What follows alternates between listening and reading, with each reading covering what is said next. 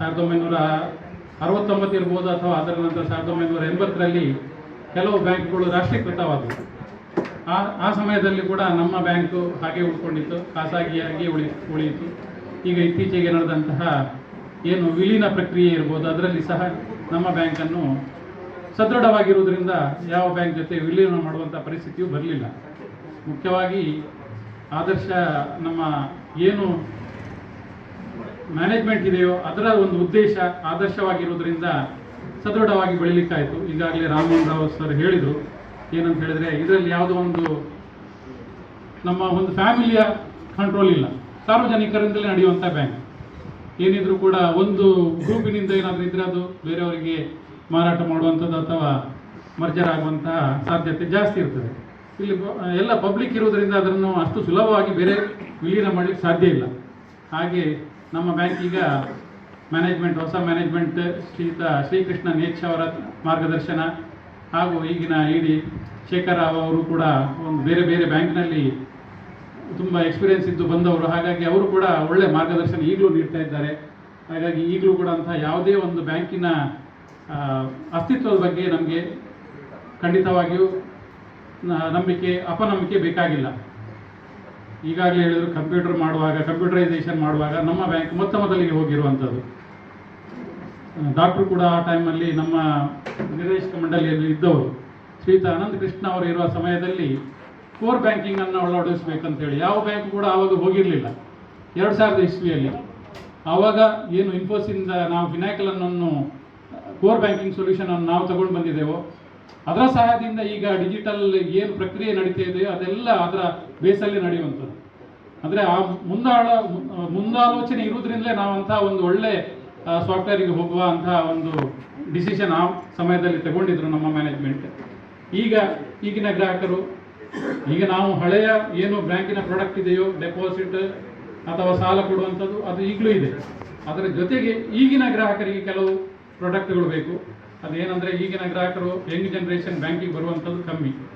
ಅವರಿಗೆ ಬೇಕಾಗಿರುವುದು mobile banking, internet banking, QR code, doctor ಈಗಲೇ ಹೇಳಿದ್ರು QR ಕೋಡ್ ಸ್ಕ್ಯಾನಿಂಗ್ ಅಂಥದ್ದೆಲ್ಲ ಡಿಜಿಟಲ್ ಏನಿದ್ರು ಅದು ಡಿಜಿಟಲ್ ಪ್ರಾಡಕ್ಟ್ ಅವ್ರ ಮನೆಯಲ್ಲೇ ಕೂತ್ಕೊಂಡು ಮಾಡುವಂಥದ್ದು ಅಥವಾ ಅವರಿಗೆ ಬ್ಯಾಂಕಿಗೆ ಬರುವಂತಹ ಅವರಿಗೆ ಅವಕಾಶ ಇರುವುದಿಲ್ಲ. ಹಾಗಾಗಿ ಅದಕ್ಕೆ ಬೇಕಾದಂತಹ ಏನು ನಮ್ಮಲ್ಲಿ ಬೇಕಾಗಿದೆ ಅದನ್ನೆಲ್ಲವನ್ನು ನಾವು ಅವರಿಗೆ ಕೊಡ್ತಾ ಇದ್ದೇವೆ ಗ್ರಾಹಕರಿಗೆ. ಇಲ್ಲಂದಿದ್ದರೆ ಈ ಸಮಯದಲ್ಲಿ ಬೇರೆ ಬ್ಯಾಂಕಿನ ಈ ಕಾಂಪಿಟೇಷನ್ ಯುಗದಲ್ಲಿ ನಾವು ಉಳಿಲಿಕ್ಕೆ ಸಾಧ್ಯ ಇಲ್ಲ.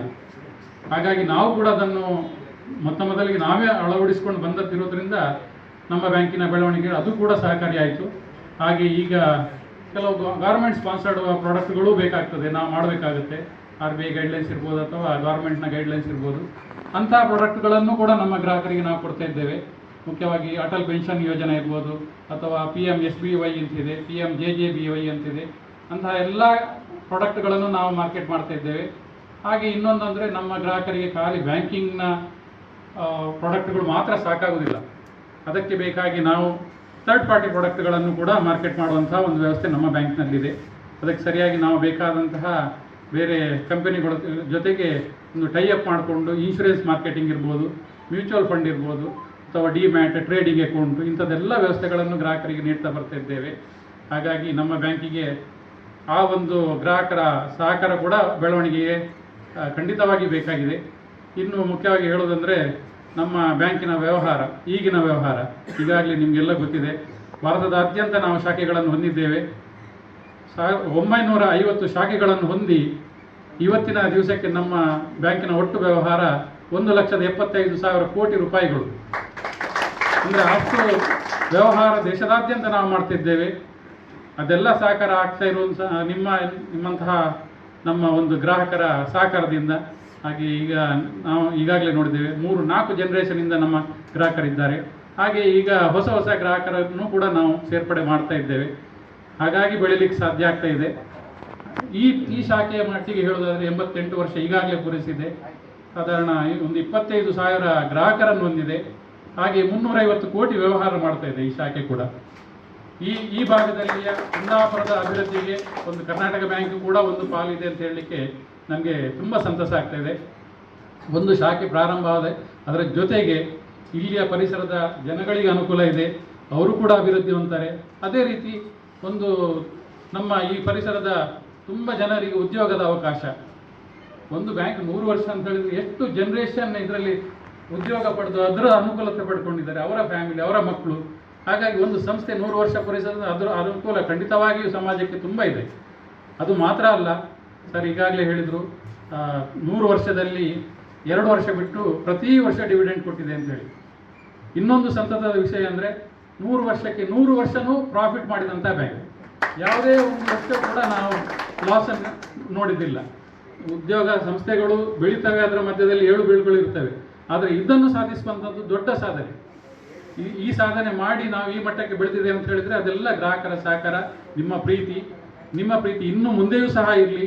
ನಮ್ಮ ಬ್ಯಾಂಕ್ ಕೂಡ 100 ವರ್ಷ, ಇನ್ನೊಂದು 100 ವರ್ಷ, 2ನೇ ಶತಮಾನ ಹಾಗೆ ಮುಂದುವರಿತಾ ಇರಲಿ. ಈ ಶಾಖೆ ಕೂಡ ಈಗಾಗಲೇ 350 ಕೋಟಿ ವ್ಯವಹಾರ ಮಾಡ್ತಾಯಿದೆ, 88ನೇ ವರ್ಷದಲ್ಲಿದೆ. ಇನ್ನು ಮುಂದಿನ ದಿವಸಗಳಲ್ಲಿ 90 ವರ್ಷ ಆಗುವಾಗ ಒಂದು 500 ಕೋಟಿ ವ್ಯವಹಾರ ಅಥವಾ ಇನ್ನೊಂದು ಮತ್ತೆ 10 ವರ್ಷದಲ್ಲಿ 1,000 ಕೋಟಿ ವ್ಯವಹಾರ ಮಾಡುವಂತಹ ಒಂದು ಮಟ್ಟಕ್ಕೆ ಬೆಳೀಲಿ. ನಿಮ್ಮೆಲ್ಲರ ಸಹಕಾರ ನಮ್ಮ ಜೊತೆ ಇರಲಿ ಅಂತ ಹೇಳ್ತಾ ನನ್ನ ಮಾತು ಮುಗಿಸ್ತಾ ಇದ್ದೇನೆ. ಧನ್ಯವಾದಗಳು.